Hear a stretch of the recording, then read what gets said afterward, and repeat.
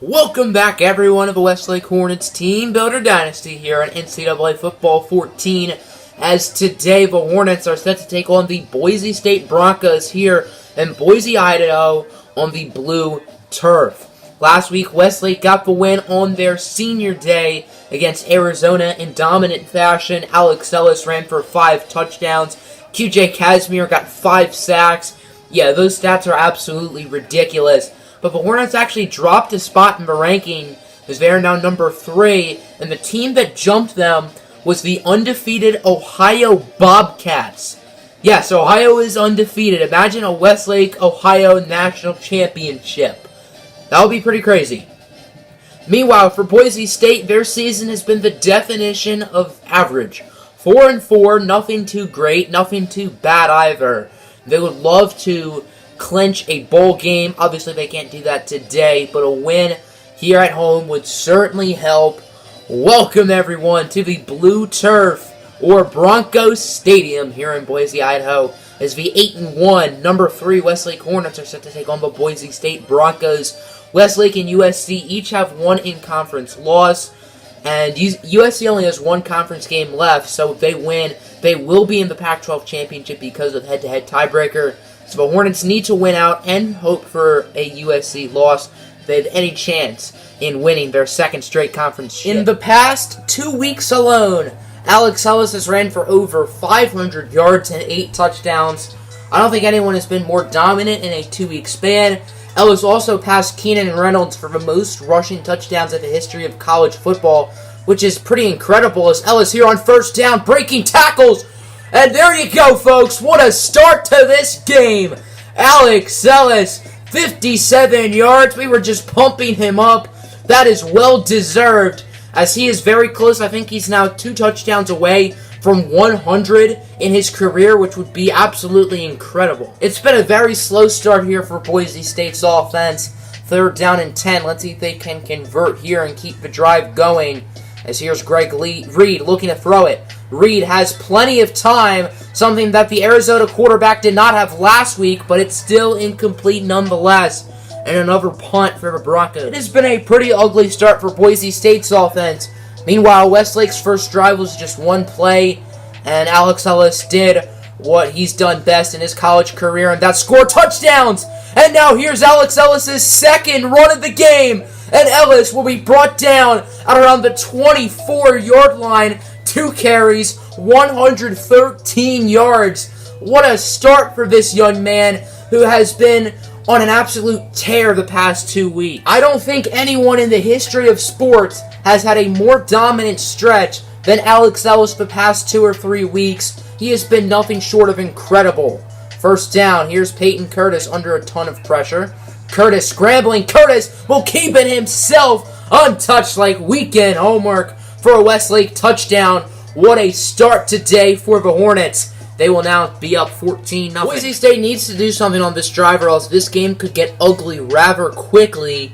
First down, Gaddison Reed in the backfield. It's going to be a handoff for Gaddis, and Sean Briggs stuffs him up like Thanksgiving turkey for a loss of a yard as he just zoomed right in that backfield. Justin Gaddis had no time to do anything. I feel like this Boise State offense has been so conservative. They haven't really tried to do anything. Whenever the quarterback, Greg Reed, can't find anyone who is wide open with no one near them, he just has to throw it away. So here on 3rd down, here's Duckett on the screen. Duckett trying to break the tackle from Sean Briggs, and Lewis Duckett will get 24. That is probably the first play over 10 yards today for Boise State, as here's Greg Reed on first down under pressure, and he's going to be picked off. The first of Owen Jackson's career, and Jackson will bring it to about the 48. Just when Boise State did something right, they throw it in brick hands himself, Owen Jackson, who has dropped numerous interceptions this season, including a pair of potential pick sixes, but he gets that one there. Westlake has a chance to make this game 21-0 here in the first, and they didn't even start the game off with the football, which is the most incredible part. 2nd and 9, here's Curtis looking to throw it. Curtis finds Everett Lemieux, the speedy junior, and Lemieux gets 28. 4th down and inches, and Westlake's going to go for it here at around the 13-yard line. 14-0 is not enough. Here's Alex Ellis, who obviously converts. gaining around 7 yards. 7 years ago, I don't think anyone would have expected this Westlake team to be as good as they are. Kemba Hornets be in play for their second straight national championship appearance as the final play of the first quarter. Curtis scrambling, Curtis throwing on the run. He will connect with the junior Everett Lemieux for the touchdown, and Westlake will take a 3-possession lead to end the first quarter. What a start to this game for Westlake. The Washington Huskies will be playing in a bowl game this year as they defeat Colorado in Boulder 31-24 despite a pair of touchdown passes from Brad Pennington. And the first quarter is over in this game, and we got ourselves a blowout. 21-0, Westlake leads. Let's see if Boise State will have any answer. We've seen crazier comebacks before, 28-3. So I think Boise State still somewhat has a chance, but obviously they need to get their act together quickly as Reed hesitates. Greg Reed on the option. Reed down the field. Will he be caught? Yes, he will by Jeremy Harrington. But Greg Reed gets it to the 20. The Broncos are inches away from the end zone. Let's see if they can push it in and end this shutout. Westlake has never recorded a shutout in school history as it's going to be a toss for Justin Gaddis. And the shutout is over as Gaddis gets the touchdown, and this game is now a little bit closer. Westlake's offense has been putting up video game-like numbers, and let me tell you all, this ain't no video game. First down, Alex Ellis will get the fake handoff. Curtis under a ton of pressure here on first down. The cavalry is sent, but Michael Wilson, who's wide open, makes the catch and then gets flattered, but still gains 23. Westlake is once again in the red zone. Let's see if they can once again make this a 3-possession game as Curtis looking for Michael Wilson, who's wide open in the corner of the end zone for a Westlake touchdown, and it is now 28-7. Even if this Boise State offense can put up 35 points somehow, Westlake's offense is just too unstoppable right now. Here's Greg Reed on second down. He's going to be sacked by QJ Casimir, who had a school record 5 a week ago. Gets another one here. 4 drives and 4 touchdowns. This offense has been truly unstoppable. You can't even blame Boise State. They just don't have a chance for these guys. Here's Alex Ellis on first down. He gets a block from the fullback. Ellis jukes out the defender. Very nice run of 21 for Ellis, who has 180 yards already, trying to match the 303 he got 2 weeks ago. Just over 3 minutes left to go here in the first half. Big lead for Westlake, who does start off the second half with the ball, as Curtis looking deep for Michael Wilson, and Wilson will get his second touchdown of the day. Obviously, Alex Ellis has been dominant, but look at that stat line for Peyton Curtis. He has 4 all-purpose touchdowns on the day, and it is now 35-7 with still 3 minutes left here in the first half. 35-7 is your score. I don't really know how to explain what we have witnessed here in the first half of this football game as Greg Reed here on first down. He will be sacked. All the receivers were covered up like blankets. It'll be Isaac Solomon who registers the sack, his first of the day. Boise State is down to 1 timeout with 1:29 left here in the half.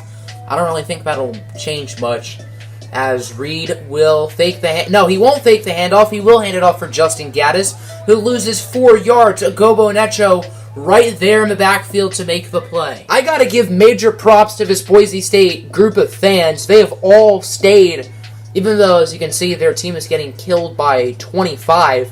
Here's Peyton Curtis on second down. Curtis, he will find Everett Lemieux, and Lemieux loses 2. Boise State's defense actually does something, and I think that's how the first half will end.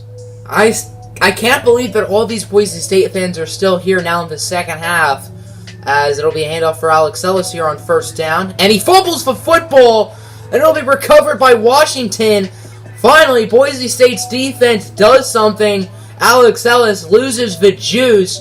It'll be Seymour credited with the fumble force, and can't really tell if the ball, I think the ball definitely was out before his knee hit the ground, so that is a fumble. The play will not be reviewed, and Boise State gets it back. Here's Reed on first down. He will find Justin Gaddis, who loses 3 yards. He's lit up like a Christmas tree by the senior defensive tackle, QJ Casimir. Of course, Alex Ellis did fumble it on the last Westlake drive, and then Boise State's offense proceeded to do nothing.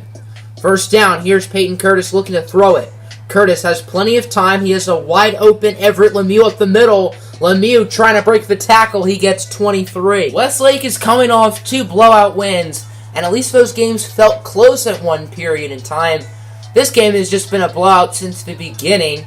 Fishing in motion, handoff for Alex Ellis. Ellis has blocks, and Alex Ellis will get only his second touchdown of the day.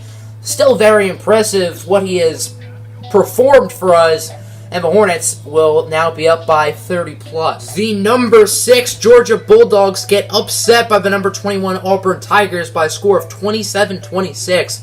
Nice gain from Johnson and Fletcher as the Tigers definitely hoping to move up in the AP rankings. With 3 and change left to go here in the third, the Broncos are down by 32 points.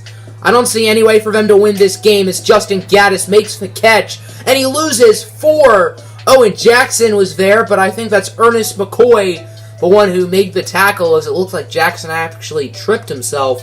But still a nice play for the Hornets as Gaddis loses 4. Fourth quarter now underway. Westlake is going to be taking their sweet old time here on offense as Curtis, he's going to look deep for Ellis, and it's intercepted by Harrison. Peyton Curtis trying to have a little bit of fun. Didn't necessarily work out. Alex Ellis wanted to go for the Moss, and he's not quite the receiver as he is a runner. In this game alone, Boise State has a higher turnover differential than Westlake. I think that's the only positive we can take out of this whole game for the Broncos. As here's Reed on 2nd and inches looking to throw it. Reed intercepted. There goes the positive turnover differential. It's Jeremy Harrington, who has missed a decent bulk of this season after getting intercepted on the last play of Week 1, catching an interception on a Hail Mary in the Alabama game. I think this is only like his second game back from his injury. Westlake's secondary has had no problems getting interceptions without Harrington in the lineup, but it is good to see him doing well. Play clock hits 2. Handoff for Alex Ellis here on 2nd and 2. And he loses 3. Excellent defense by Boise State. That's DeMarcus Newsome with the tackle. Ellis only has 274 yards on the day. 25 carries, 289 yards, and 2 touchdowns. Another absolutely dominant day from Alex Ellis. He has to be close to 100 career rushing touchdowns. I'm pretty sure he's at 99 at this point. He absolutely dominated once again, and I'm impressed with Boise State. Not their football team, obviously. They just lost by 32, but all of these fans stuck around until the end. I guess they wanted to witness history, and they didn't really get it, but still another great day from Ellis and another great day for the Hornets.